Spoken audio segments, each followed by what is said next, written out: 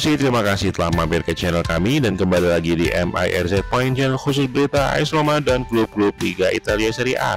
Di edisi ke-529 ini kita akan bahas berita seputar AS Roma di pekan ke-34 yang berhasil mengalahkan klub pemuncak klasemen sementara Liga Italia sekaligus semifinalist Liga Champions musim ini, Inter Milan.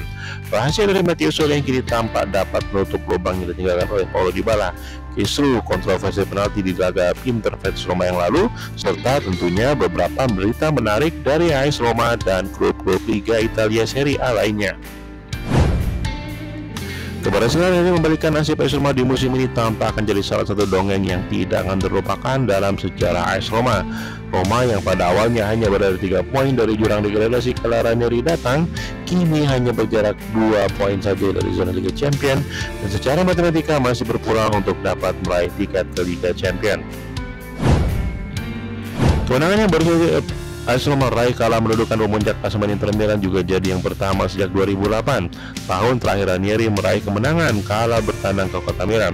AS Roma sendiri bahkan total takluk dari Milan di 4 pertemuan terakhir mereka di Liga Italia dan nyaris sama sekali tidak diunggulkan untuk menang di laga pekan ke-34 tersebut. Pada pertemuan Ranieri menolak untuk dibanding-bandingkan dengan Juric maupun De Rossi yang tentunya sudah melakukan yang terbaik yang mereka mampu.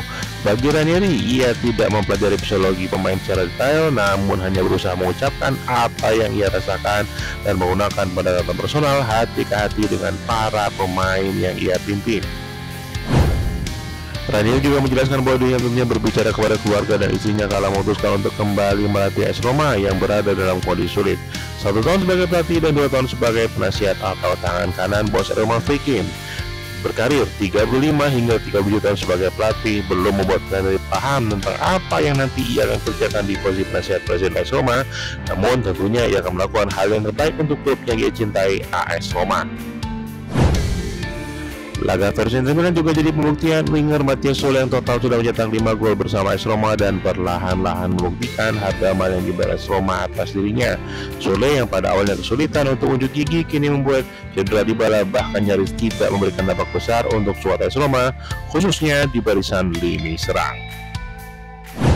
Sebuah drama yang tersisa adalah keputusan wasit Michael Fabri yang mengabaikan momen kala Ndika menjatuhkan bisek di kotak penalti, dan akibat dari kelalaian tersebut Fabri kini tampak akan diparkir untuk beberapa pekan ke depan dan tidak akan memimpin laga-laga di kompetisi teratas Italia.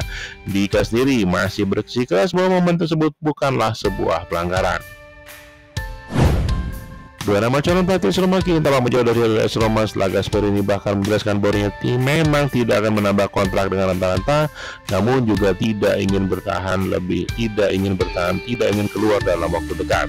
Sementara itu Ancelotti yang tampak akan hengkang dari Real Madrid kini tengah berada dalam rencana Brazil untuk Piala Dunia 2026 yang semakin dekat.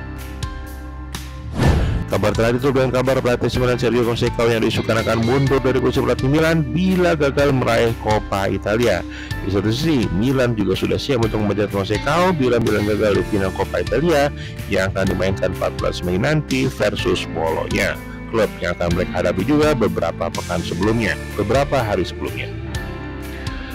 Di posisi kronologis sekian berita untuk edisi kali ini. Komen untuk berikan pendapat Anda tentang masterclass Ranieri kala melatih AS Roma di musim ini dan tentunya kebangkitan Matteo Sole, the next Paulo Dybala.